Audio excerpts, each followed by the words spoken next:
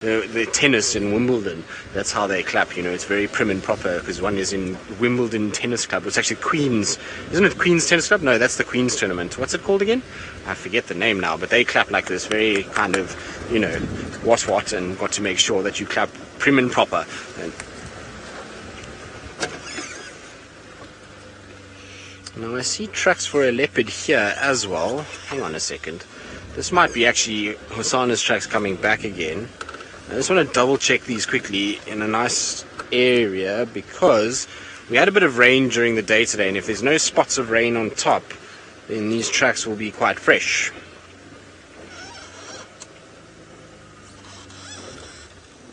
No, where are you, tracks? I don't see you anymore. Where have you gone? There they are there. So it doesn't look like there's any rain on top of them. Just trying to find a nice kind of clean one. Here we go. Now I just want to have a quick check of them. It's difficult for you to see, I'm afraid. Unfortunately, I've parked very badly. But they look like they might not have any rain on them. They're very, very kind of soft. There's no crustiness to the track, and when you have a bit of rain like we had this morning, the road gets a little harder and it gets like a little crust on it, and so when you touch it, it kind of doesn't give away. When it's fresh and you touch it, that whole sand just crumbles away and it's very, very soft. So these actually don't look too bad. I'll have a look around for these. They go back in the direction I've just came, which is interesting. So while I try and kind of have a look at these and check what they do, let's send you back across to Tayla, who I believe is taking off at Chitwa airstrip.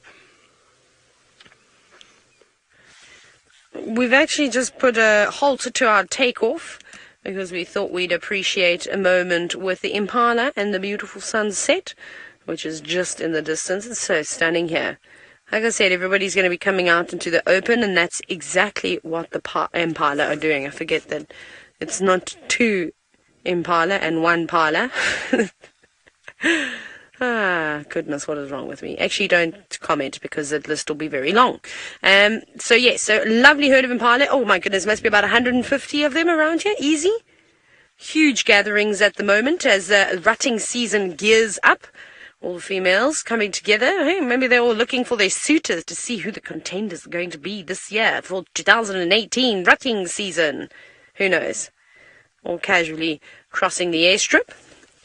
Can see we're just surrounded by them at the moment. If the cameras could go around 360 degrees, you'd just see Impala everywhere. Look at that. It's never ending. There's our black bar again. Of course, we've got the roofs on. Another one. Some centers. Some more. Oh, look. Oh, what a surprise. More Impala. That's beautiful, though. Very peaceful out here, too. I think it's going to be a little bit chilly tonight. Well, I'm feeling a bit on the cold side. Right, Vian? Seat belts on, please. All right. Is it fastened? Tray tables up in the upright. Tray tables up in the upright position. Yes, Vian. No, he's obviously flown a few times, as you can see, because we are about to take off. Okay, right. Let me show you where the... I've got a thorn in my shoe. That was unpleasant. I have to re-plug myself in. You ready for this? This is ridiculous. Right. What are those air hostesses do? I'm very untidy to be an air hostess, though, however, and I do not have my hair. I need to do the bun, hey, because they always have their hair in a bun, so I could do that. Just stick that in. I have got long hair, so we can just actually stick the tail in with my hat, sort of. I need the scarfy thing. Hang on. How does it go, Via? Does it just go around? It's not very neat, though. This is a book.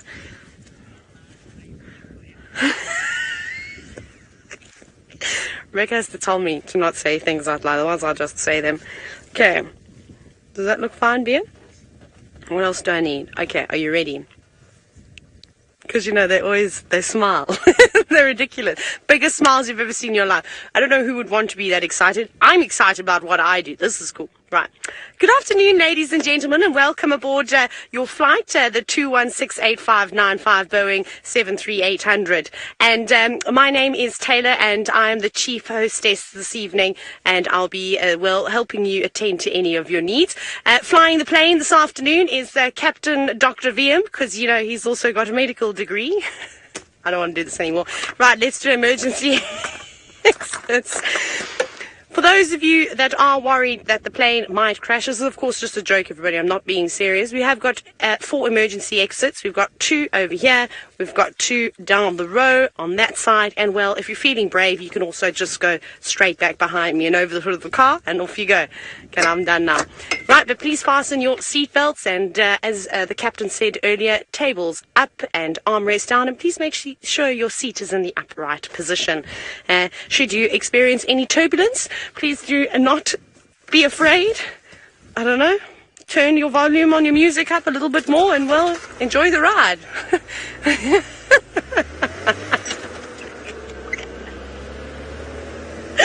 I don't know how much trouble I'm going to get into for doing all of that. Anyways, I'm just joking to all the air hostesses out there. You guys do a fabulous job. Well done. The things that I've heard people say to air hostesses, well done for not saying anything back. I normally comment for them. I've heard some very inappropriate things here and there. Also, I don't think I'd want to spend my day up in an aeroplane. Although you get to travel, though, which is pretty epic. You get to go to all these new destinations all the time. Hey, how cool is that? A bit envious, AVM, with that sort of thing.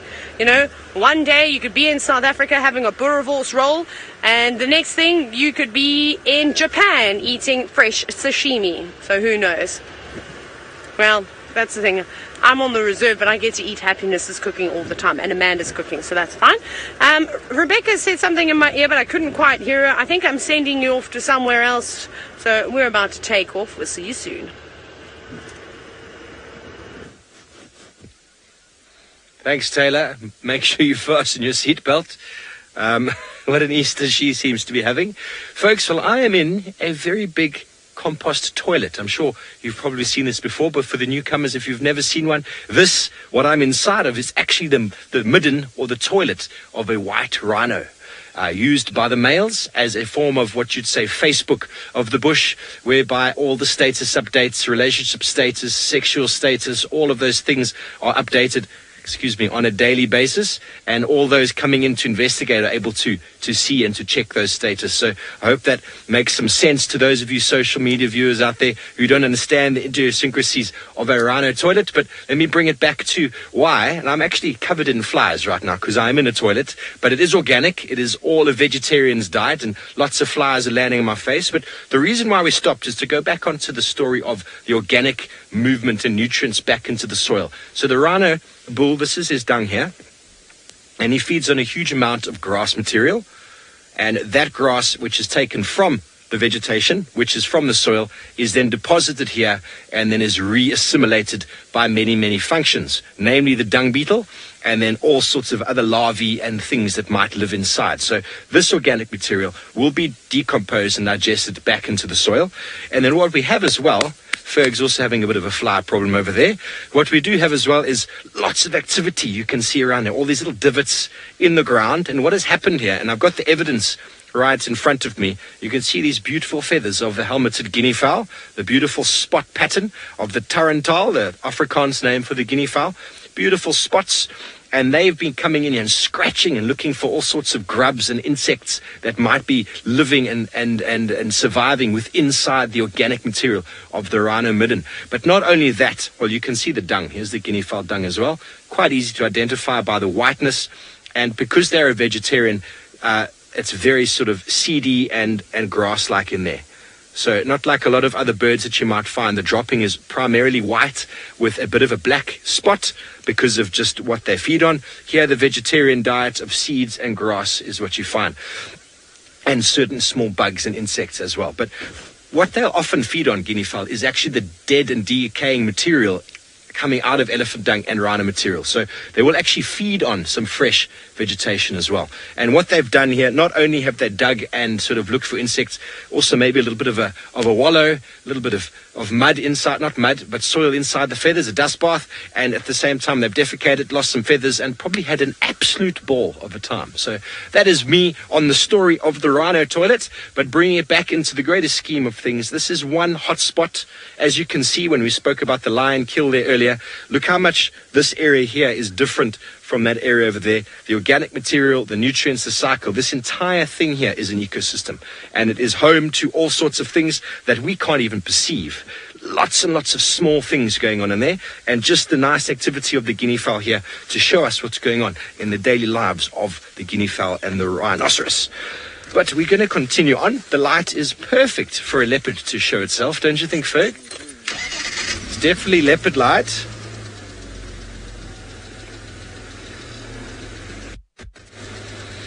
Well, folks, we're going to continue and see what we're going to do. Just back on his vehicle and see. Now, Steve, I couldn't agree more with you that it is the perfect time of day for a leopard to pop out onto the road somewhere around all of this area. And so what we're doing now is we're going towards Gowrie Main, because a little whisper in my ear says that there could be a potential sighting of a leopard coming onto Gowrie Main. So we're just heading into that direction and seeing if we're going to get lucky. And while we do that, let's send you across to Tayla, who has found the Easter Bunny on Easter.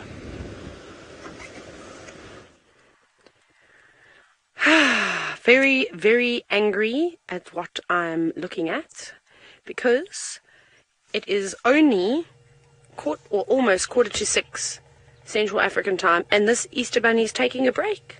That's unacceptable. Easter Bunny, you've got one day a year to go around and make sure that everybody gets Easter eggs, but here you are, caught red-handed, having a sleep. Oh, your boss is going to hear about this. I'm, of course, just joking. VM spotted this very camouflaged scrub hare. It does look like a little one, too. Just sitting very, very still. Just its little nose wiggling every now and then and blinking. Maybe it flicks its ears. But it's important that during the day they do try and hide themselves out of sight. Raptors, my goodness, lots of things could come trailing through there. Pack of wild dogs, a leopard on a scent marking mission. Well, love to chase that and eat that. Anyways, let's carry on. We are also looking for leopards now. VM has insisted that I find him one this evening. He's finding all the animals though. I'm doing nothing. I'm just driving and talking nonsense today. So for all the animals you've seen so far, you can all say thank you very much, Captain Dr. VM, which will now be your name forever. We need to make you little wings though. Hey, VM? How do you feel about that? Get you a captain's hat? You can get a captain's hat and wear a stethoscope at the same time. Hey, you'll be a real hit with the ladies. Imagine you walked into the bar like that. Very cool. What? Who can't walk through a bar? Captains, why? They're not allowed, but they can go on holiday too. VM's telling me off and saying, well, yes, you shouldn't be drinking or flying, you shouldn't be drinking or driving, you shouldn't be doing any of those things. Shall we take a moment? Seeing as though it is the festive season, for those of you travelling, please be careful out on the roads. Arrive alive, take it easy, no need to speed, no need to intoxicate yourself and do any driving. Let's keep everybody safe out there on, this festive holiday. Everyone's, of course, very excited. Families are coming together. You don't want to be seeing that. And unfortunately in South Africa, I'm sorry to be a Debbie Downer right now, but the amount of accidents on roads is really, really high, and always over the festive season. So come on, South Africans, let's do it this year. Let's bring those death tolls down. Up we go. I'm finished now. I'm not going to be sad anymore, but I just thought I'd just let everybody know how important it is to be safe. Rebecca, are you trying to talk to me? Because I'm just hearing beeps, but I don't know if it's you or the Game Drive radio. Did she? I didn't hear her. No. Can you hear what you said? Okay. I can't hear what's going on. I can hear sort of just beeps. I think it might be because I'm out of signal. But VM, if it's anything important, you can let me know. Right. I don't know why I've got... Okay, perfect. Hakuna Matata, Rebecca. Hakuna Matata. Okay, well, where are we going to go now? I'm just checking down around here because we did have Tumbus tracks the other day. Oh, hello. There's a blacksmith lapwing in the road. One of them. The other one you won't be able to see. It's just running off in the grass. Whee! Taking off as well. Must be a pilot too. Carry on. Let's go and see what else we can find. No. Okay? No, I've got no comms. I think what's happened is I don't have signal for some reason on my radio, which happened to me the other day. So no, what did she say? Yes, draw a bird day, thank you for you, on the 8th of April. For any of the youngsters out there, well, the adults, if you want to give it an attempt, draw us your favorite bird. Maybe it's going to be that blacksmith lapwing. Perhaps you can draw them and try and portray how bossy they are and how they chase all the other birds away. Maybe make a little comic out of it. It'd be quite nice and be nice to see. So get ready for that, because that's happening on the 8th of April, just around the corner. Oh, yes, I love that idea. I can hear Rebecca now. Okay, here's another idea for anybody that wants to partake. Doesn't matter if you can't draw, it's fine. You've seen James's drawings, and, well, they still allow him to draw live, so you'll be okay. What Rebecca has suggested is, what if you drew a bird that would represent each one of the team members from Wild Earth? How cool would that be? It can be presenters, the cameraman, the directors, the chefs, everybody, all of the people. Tech. You also need to hashtag draw a bird is very important, as well as, well, the hashtag that you're all very familiar with, hashtag Safari Live 2. When you do post those pictures so that we can see, I think we're going to be collecting them if I'm not mistaken. Rebecca, can they start posting them now, or can it only be posted on World Bird Day? Not World Bird Day. You need to post them ASAP, as soon as possible. Rebecca is going, she needs them. And yes, so do that. So get them in as soon as you can before the 8th, and I think we'll be sharing a couple of them. Right, somebody else that's got a bird that you might like to see or potentially draw is Steve. Yeah, thanks, Tayla. We have managed to find for you the helmeted guinea fowl. And there is a flock of them here, and walking through the long grass, feeding on what looks like the inflorescence and seeds of the grasses that have probably all come into full seed now after the rains, and a very, very, very good nutrient source for these animals. They got to make hay while the sun shines, so to speak. And so when there are seeds on the grasses, this is when the birds make the most of it. We even find baboons and warthog feeding on the seeds at the moment. And those of you who've been watching my bushwalks will see that I feed on them as well, depending on the species. And they are moving around quite safely. They don't seem to be too perturbed. There's a flock on the left of us and a herd of Impala around. And so there's lots and lots of eyes and ears. And there's just one of the camps at the back there, one of our staff villages. Tayla staff village. There's a beautiful Impala. I haven't heard any of the rutting calls yet. You can see the beautiful females. They're also enjoying the seeds, it looks like. And there are two, it looks like a couple just off to the right here. These boys here are starting to show a little bit of something, but there's not too much in it yet. You can tell that they are basically just using as much time as they can to get fit. So they're feeding. But soon, within the next few weeks, there's going to be all sorts of testosterone and aggression shown between these males, who are obviously trying as hard as they can to be the number one ram and to get the mating right to all the females. But to do that, you need to be fit, you need to be strong. They need to make sure they get in the right amount of nutrients. And we got some more over on the right here. So slowly but surely you're going to notice the Impala herds just being segregated into males as bachelor groups, and then females, large groups of females with one male doing their thing. And that sound is soon to be upon us, and will be filling the evening and morning and daytime air constantly as they continue to fight and rut and to demarcate their small territories in hope of impregnating as many females as possible. I'm looking in the direction those impala are looking, wondering what they were looking at. There's nothing there. Magic Dragon, the guinea fowl, is definitely like a pheasant. It is part of the galliforms family. I'm not sure where the pheasant falls into that, but they are very, very similar. They're also known as the Bushveld chicken. They are about as free range as you can get when it comes to chicken.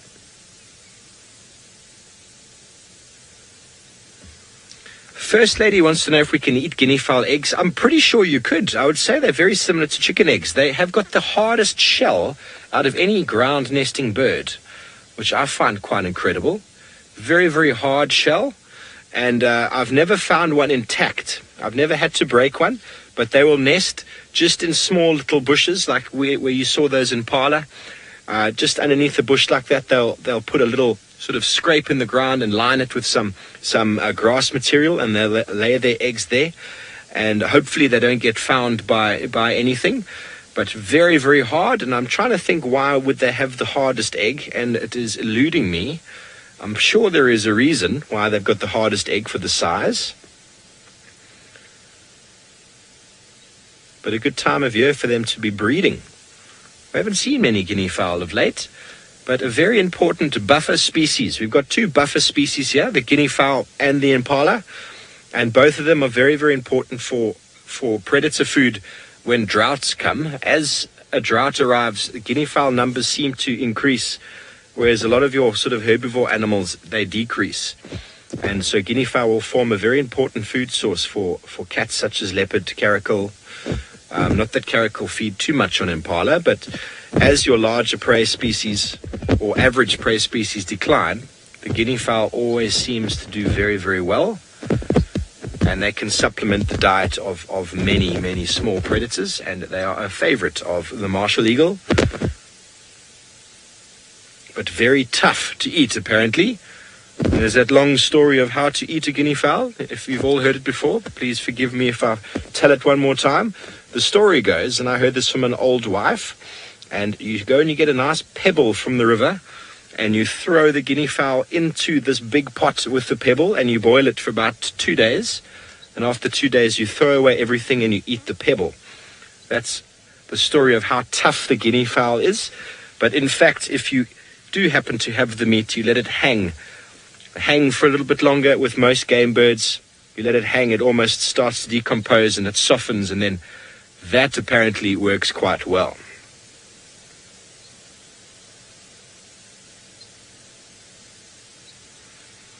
PT Watcher wants to know if there's any birds that lay colourful eggs, and they do. There's lots of birds. All of your nesting birds here will either have a very white egg, or it might be quite sort of blue, almost like the colour of that guinea fowl's face. Some of the weaver birds have a very blue egg. The Aramark babbler's got a very blue egg. I've never seen anything other than blue and white, and obviously all the camouflage colours that you get. I've never seen anything. I think the robin is also, I think you're talking about a European robin. I think their eggs are white or blue, but I'm not 100% sure. Hope that answers your question. The impala, as you can see, are very relaxed. We're assuming now that there's probably no leopards in the vicinity, because everyone is head down feeding. So we're still going to carry on, hopefully find you one before the end of the show, because that would be marvelous, wouldn't it, Ferg? First night back, it would be great to see a spotted cat. We've seen a spotted bird now after they've been digging in the rhino dung, and hopefully... Oh, well, we are going to go over to Tristan, who is waiting for a spotted cat to approach.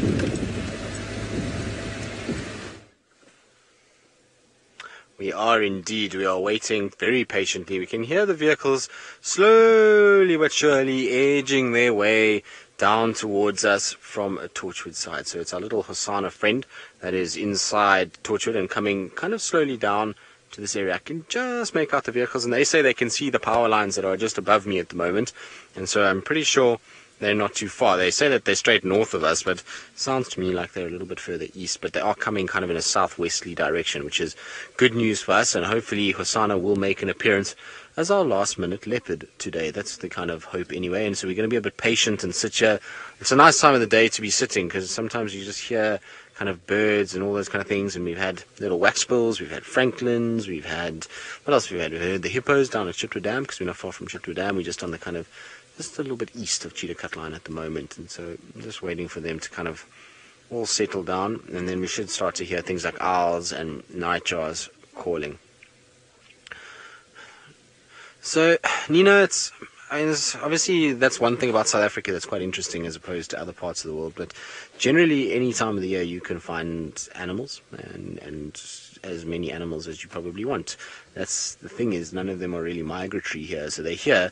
It's just that it's easier in the winter months to find animals. And the reason why is that water becomes scarce and vegetation becomes thinner. So now we struggle a little bit with long grass and battle to see some of the animals, and it's very dense from vegetation and those kind of things. But in winter, the vegetation dies back, a lot of the leaves fall off the trees, the grass dies right down, and you have a situation where everything has to congregate around water. And so winter is generally easier to find animals. It's not that there are more animals in winter, it's just easier to find them. In summer they just spread a little bit more, but there are still the same amount of animals within this area.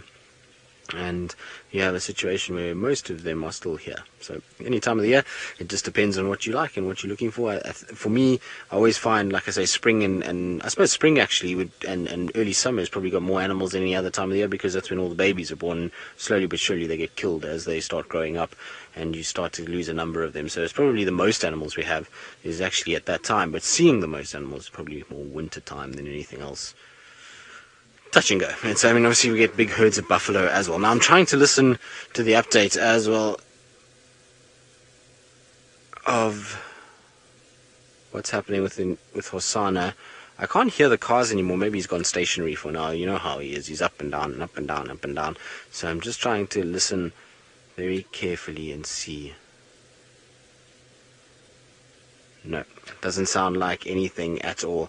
It sounds like a situation where these guys maybe have gone stationary for now. It's complicating the issue, because one of the guys that was coming to the sighting has just found the Torchwood Pride on Gari Main, but way further down near the Nkoro side, so it's kind of blocked up the radio a little bit. So I'm just waiting to get an update on Hosana himself, but I don't hear the vehicles anymore, which gives me an idea that maybe he's stationary. Whenever an animal's mobile, you'll hear the vehicles moving and you hear the clanging of trees and as they follow through the thickets. But as soon as they go stationary, obviously everyone turns off and then it returns back to quiet. So he's got a bit of time to kind of get here, but hopefully he doesn't take too long about it, and hopefully he doesn't just lie down and sleep in that area. But it'll be interesting to see if he does come back to Chitwa, because it seems as though Tingana's headed this way, and so has that new male last night, headed towards Chitwa and then sort of cut south. Now, Tattooed Girl, the age of the oldest leopard on Djuma currently would be probably Tingana and then Tundi. So the two of them are about 12 years old. Those are the oldest ones at the moment. There's no one really, and Shadow, obviously, as well. Sorry, I almost forgot about Shadow. So those three are all of a very similar age, around 12. Everybody else is quite a lot younger. Shadulu is only about 4. Hosana is just gone 2. Tamba's not even 2. And then you've got Hukamuri, who we think is around 6-7 years old. So they're all much younger individuals than them, and hopefully we're going to get a really nice kind of youthful set of leopards that are going to situate themselves on Djuma, because that will be the future of what we're going to see over the next couple of years. Good. Now, while we sit here and just kind of wait, and I'll try and get an update on the radio, let's send you back across to Tayla, who's looking at probably the fluffiest animal that we have out here. The fluffiest animal indeed. It's the waterbuck, the reindeers of Africa, I suppose. That's the closest thing that resembles a reindeer. Just 3 young waterbuck bulls. They've just popped past Baboon Pan in Little Gowrie to have a bit of a drink. He's got a nice splay of horns. There are birds that are going ballistic just out of my reach, and it's frustrating me because I can't go in there, and I'm almost certain that there's a leopard or some cat moving around. We've been listening to these birds alarming, starting a little bit further south to us, and then sort of passing where those waterbuck are, going to the west, so going to the right-hand side. And it's like they're flying up from the ground and going to trees, and then they do that very nervous sort of Franklin call that we all love to hear when we're tracking. Always a helping hand. It tells us, well, what we could potentially expect. But sadly, nothing just yet. And we had a good look around on Chitwa, but unfortunately didn't find him. What was that? Oh no, it's the other waterbuck. I could hear a sound, and it actually was that waterbuck on the right, walking through that sort of marshy section, was sort of sludging. At first I thought it was elephants breaking branches. They're also very cautious. And they'll be listening to what the birds are having to say. I could potentially determine which route they take. Off they go. It's a pity we didn't get much of a sunset tonight, but what a beautiful evening nonetheless. Alright, off we go. What we're going to do now is I think we're going to start checking some of the boundaries, just having a look to see and find out in a minute. I don't know, I just have a feeling we might get lucky and catch a cat moving across one. So I'm going to follow my gut, and hopefully it's going to, well, win us a cat. And I hope Tristan manages to get Hosana too. I'm not really sure where he is. If he would actually see the track a bit further back behind us. Right, well, we're going to navigate through this well gremlin-infested road, and off you go to Steve to see what he's up to. Thank you very much. Tayla's having gremlins on Easter, or is it Easter gremlins? I'm not quite sure. The afternoon is beautiful. I love this temperature. It is that time of year where it's just between the heat of summer and the coolness of winter, where you don't need too many warm clothes, but it's nice, the change of the seasons, and it's perfect weather for animals that aren't as fat as the Nkuhumas to be moving around. Nkuhumas aren't going to go anywhere, folks. I'm pretty sure about that. They're going to lie there, maybe have a drink or two from time to time, but I'm pretty sure they'll be exactly where we left them tomorrow. The only difference is the smell will have gone up quite a degree, which Ferg and I already were commenting on. It was quite marvelous.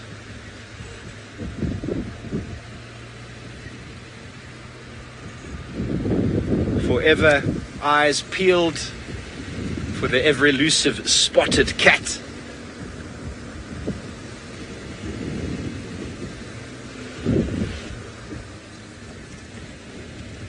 It's that perfect time of day for the predators to be moving. Hyenas are up at this time, leopards, lions, if they're around.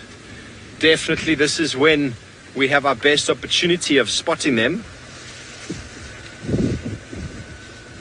And the moon is still going to be quite bright. We had moon, I think, when was full moon? Last night? Or is it tonight? I actually think that it might be blue moon last night. Last night was a blue moon.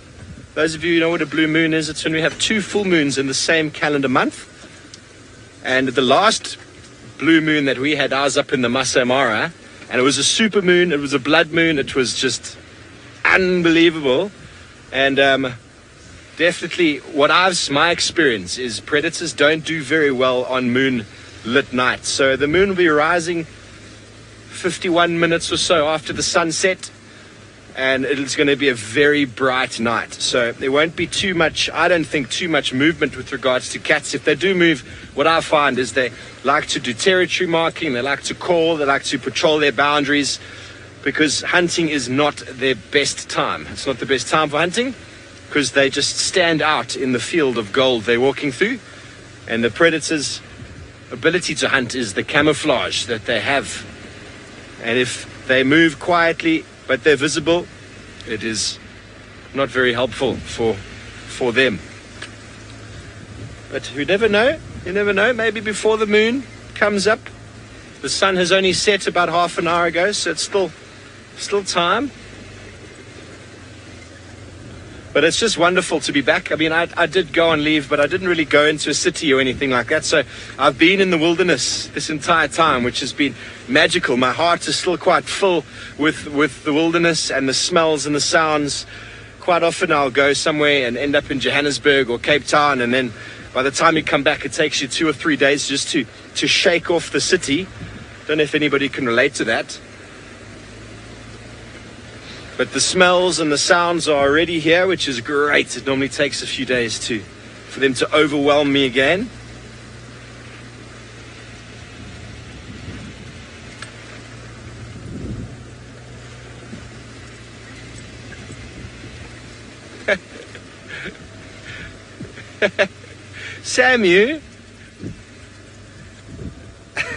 Samu, 9 years old, what a marvelous question.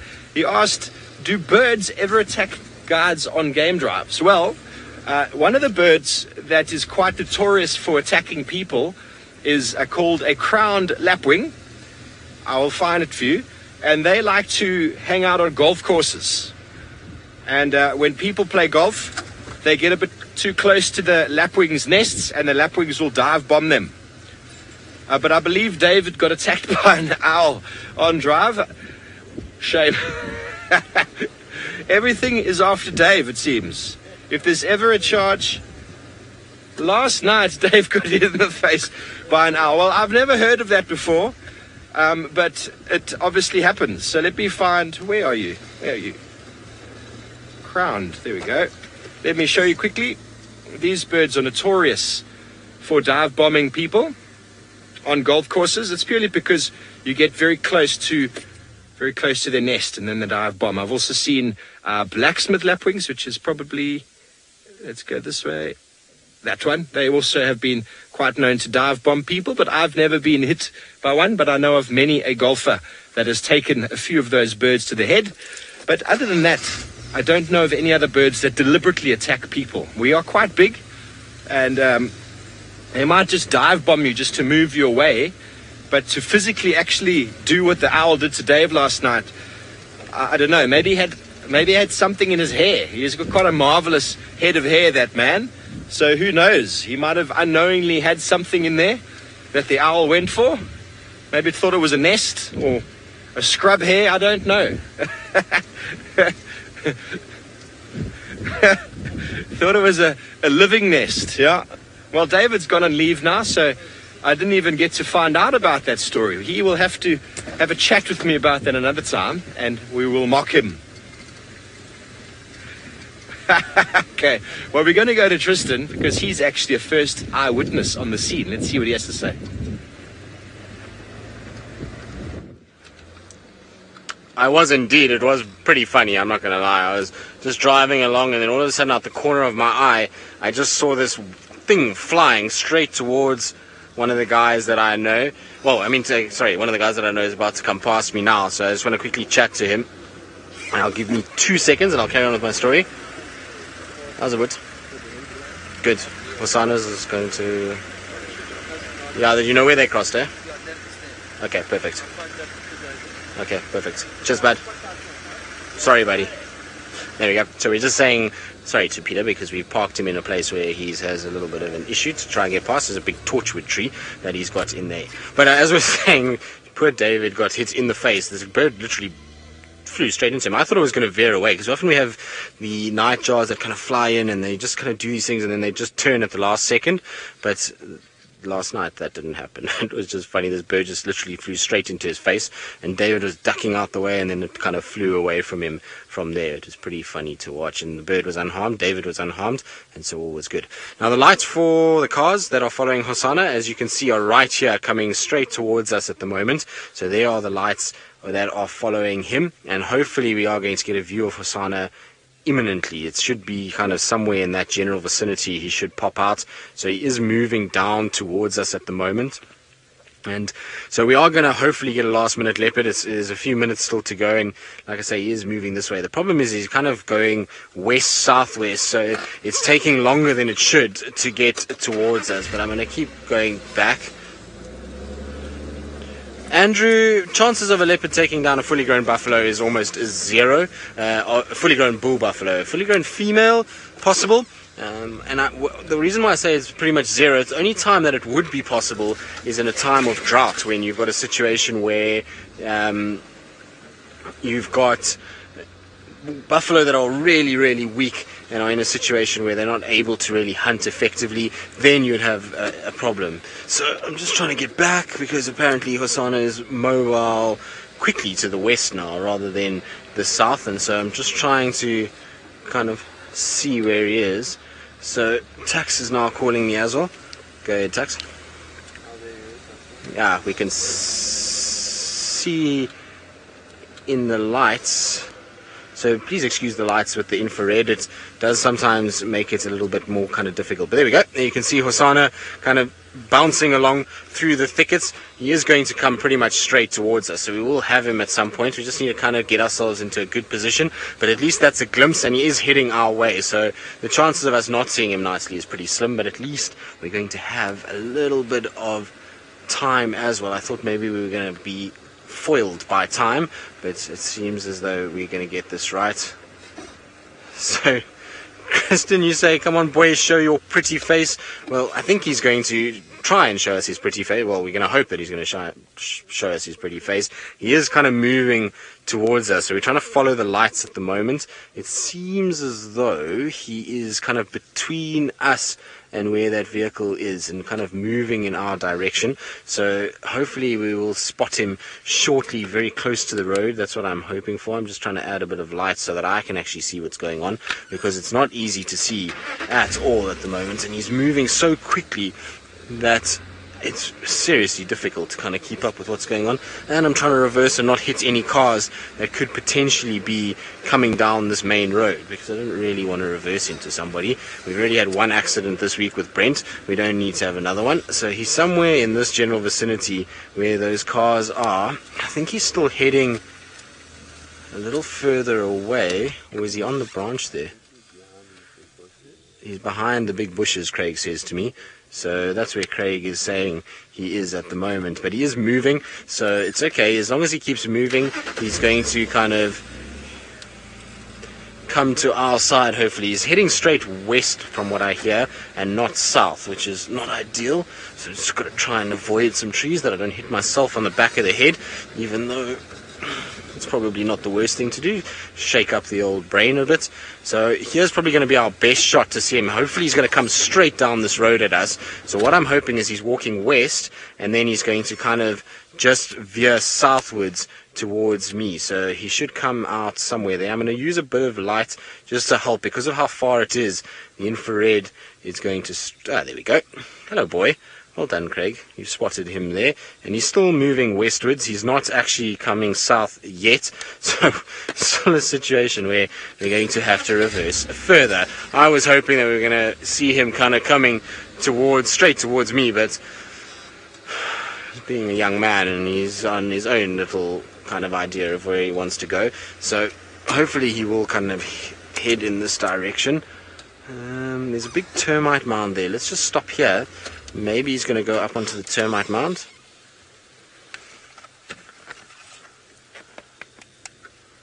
No, nothing there. So it seems as though he's coming through. You can see that there's lights being shone. Oh, there he is. He's coming straight towards us. So I'm just going to go back slightly, just so that we can not kind of cut him off his path. But there he is, right there. Excellent news. Hello, boy. You've been on a big walk today, so we've tracked him all over the place, trying to kind of follow him, and he eventually went into Torchwood and Rexon, found him about 400 meters from where we had his last track, so we're obviously just behind him the whole afternoon. But isn't he looking fantastic? And the fact that he stayed on Djuma, even though he had this incident with Hukamuri, goes to show that he's not that afraid at the moment. And so whether that's a good thing or a bad thing, I'm not quite sure, but either way, it's so epic to have a leopard to finish the show, and you can see he's just kind of ambling right past us as he does. So I'm just going to try and stay out the way of the infrared lights and straight across into Chitwa. Chitwa is where he's going, so we're going to try and see if we can keep up with him. It's at least not too thick the way that he's walking. It's kind of nice and open, so it'll be perfectly okay to follow him through here, or should be. So I'm going to do such and try and keep up with him and try and see if we can work out where he's off to. Maybe we'll bump into Tingana on the way as well, because there's a situation where Tingana came this side too. So here we go. Sorry, Craig, let me turn off my lights because it's going to make the infrared not as bright. There we go.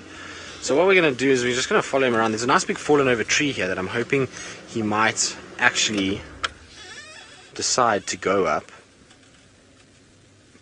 No, he's still just slowly ambling down, sniffing around. I think he's probably on the prowl as well. They said to me that he was chasing warthogs just now. You can see all the dust that just came off him, because apparently he plunged his head into a hole trying to get after a warthog. And so I think he's hungry, which means that he's going to probably be moving around trying to find food. Hello. This is that curious face that he's always got. Very cool cat.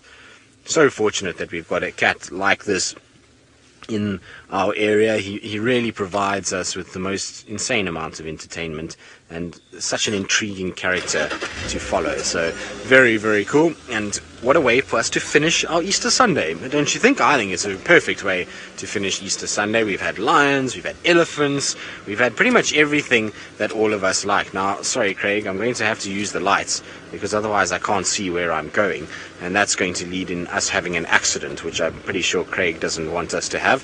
So we'll try and kind of keep the lights on for now. I also need to get hold a chat with everybody and let them know that we have crossed south with this leopard, the guys in the east, so that they can come as well. Now while we do that, I'm going to send you back across to Tayla McCurdy, who's still looking around for some little night critters. Yep, I am looking for night critters, and Tristan, if I bump into you, you'll be the first one that I find. I don't think we're going to see chameleons on a night like tonight. I think it's a bit chilly. Let me just say maybe a bush baby, and then baby came out. Maybe a bush baby. Last night I actually saw one very quickly. It just bounced from branch, and now Rebecca is singing, baby, baby, baby. I'm not going to do the ooh part because I can't sing, but hopefully that song is now also stuck in your head like it will be in mine for the rest of the evening. Anyways, maybe a nightjar, an owl would be really cool. I would not mind seeing an owl, spotted eagle owl in particular. I feel like it's been a long time since I put one on camera. I don't know if I've ever put a spotted eagle owl in the Sabi sand. I think in the Mara. Did I? I can't remember. Anyways, when I went out for a safari in Bushveld, we did see a really cool spotted eagle owl. It was so relaxed. It was quite happy to just sit on a wood pile. I think they were living up in the sort of rafters of this thatched area during the day. That's where they were getting their shade and cool, nice cool spots. So very clever of them. And then it was just sitting on the wood pile, which was epic. So you could get nice photos of it. Very obliging. Normally owls are not the most obliging of the nocturnal critters. Scops owl, one that calls in camp every single night. Oh, by the way, just random change of topic because I forgot to tell you. We didn't really play cricket today. Brent, Tristan, Conrad, David, who else went, Liam? I don't know who else went. Just briefly played. I think that was all. Practicing for tomorrow. I think it was just the boys. I decided to give it a bit of a skip. I'm going to go. I definitely will go play, but I think tomorrow is the official cricket game. The weather was also a bit miserable. I think everyone was tired, but we are ready. There will be sweatbands and half-time cooler boxes with nice cold waters. We still haven't done orange slices yet, like we've been saying. Oh, and you guys haven't even heard. I don't know if anybody said we have a new person working for Wild Earth now. His name is Luke. Hi, Luke. And Luke is going to be training up to be a director. He just laughed at me. Good. That's the response that one should sort of give back to me. Just laugh. and shake your head and then move away swiftly before I say something weird. So here we go. Hopefully we'll be able to show you what Luke looks like. He's from the coast, the east coast. We're raining on in all the people from the coast, from Durban, from the KZN.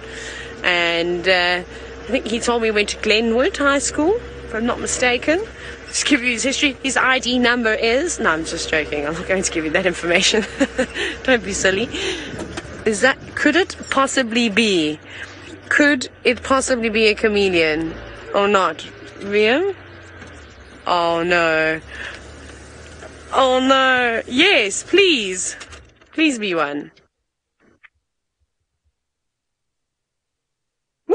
I can go closer. VM, let me go closer. I'm so excited. Woo! That was a very excited noise I did there. It is a chameleon. Yay! Hi, chameleon. Say hello. Okay. We're going to stay here because our chameleon's not going to go anywhere, so I'm going to send you to Tristan with Hosana, who's moving quickly.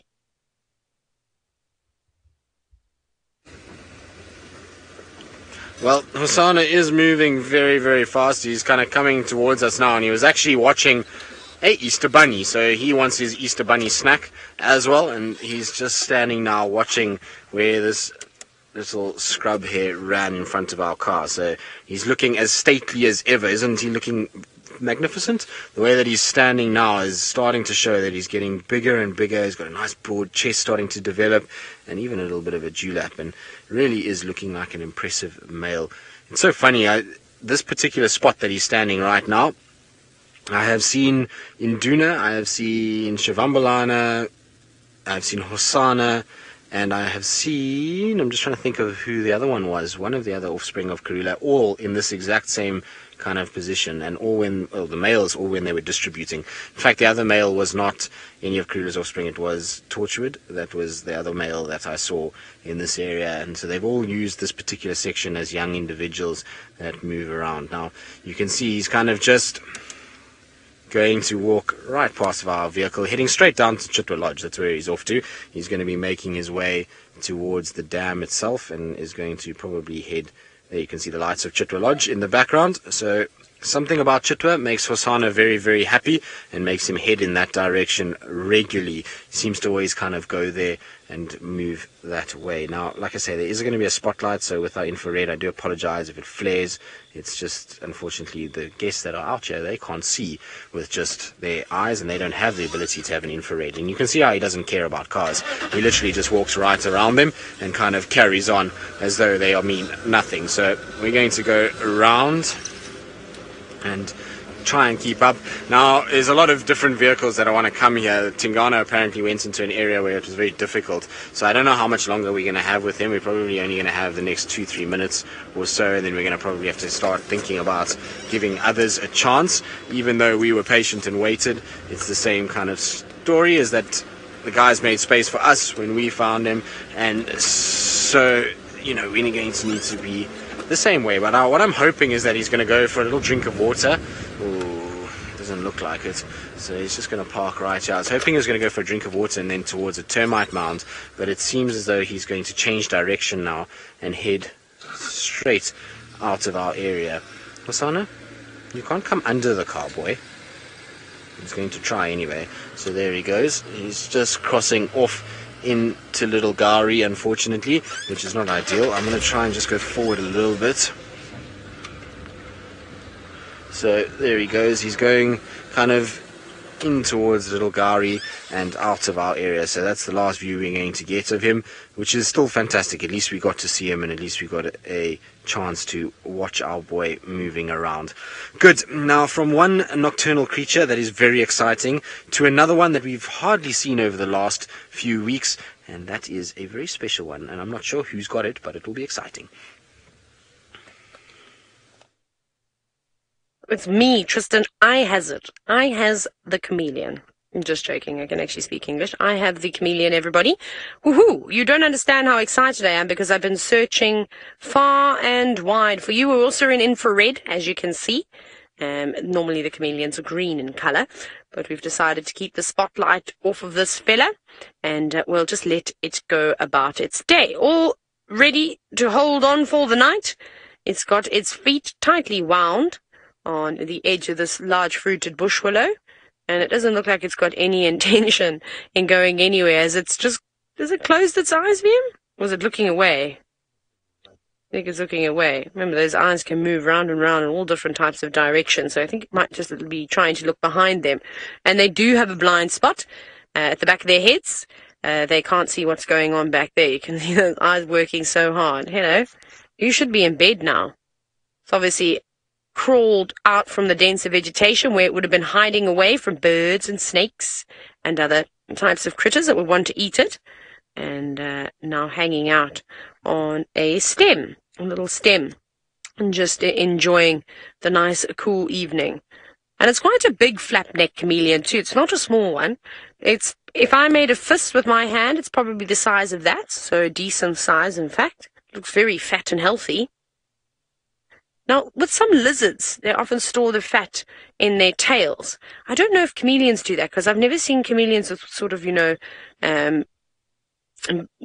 sort of really sort of fat and thick tails. They're normally relatively slender, but you do see that with a lot of the lizards. They store all the fat in the end of the tail, and then they'll use that when times are tough. But yay, we got a chameleon finally. It seems as though Steve has managed to find his way back at the lions. I'm pretty sure from where we are I could hear them contact calling. Yes, you can. Can you hear that, ladies and gentlemen? Let's just have a quick listen. We've got one lioness feeding.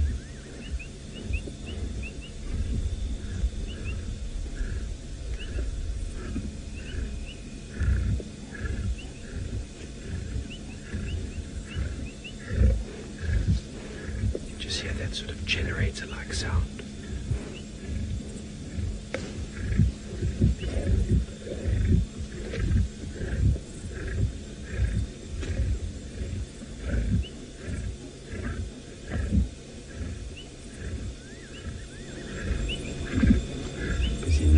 Cervical vertebra of the kudu.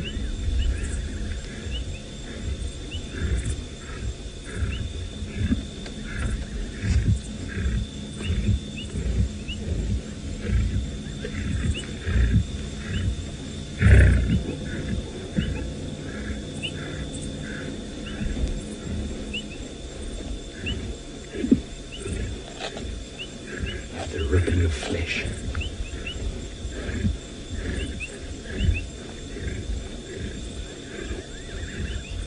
Kudu carcass is still hidden by those bushes, so we can't actually see what that lioness is doing. Just like earlier, we couldn't really see it, but we can just hear the noises coming from behind that bush. Jill wants to know, what are they trying to say when they contact call? And they're just trying to communicate with each other, trying to call the family members that might be close by, calling the cubs. Look at that. What a beautiful scene. It's normally for cubs or for locating the rest of the pride. Going to use our spotlight in the front here just to get a little bit of illumination.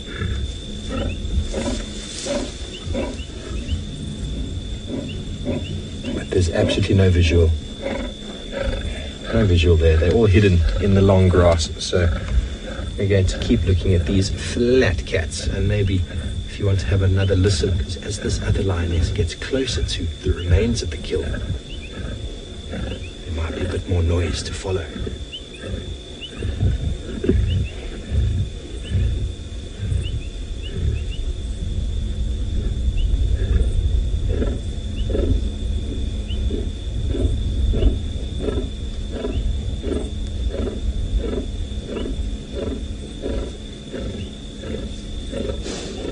Like a diesel pump struggling to start.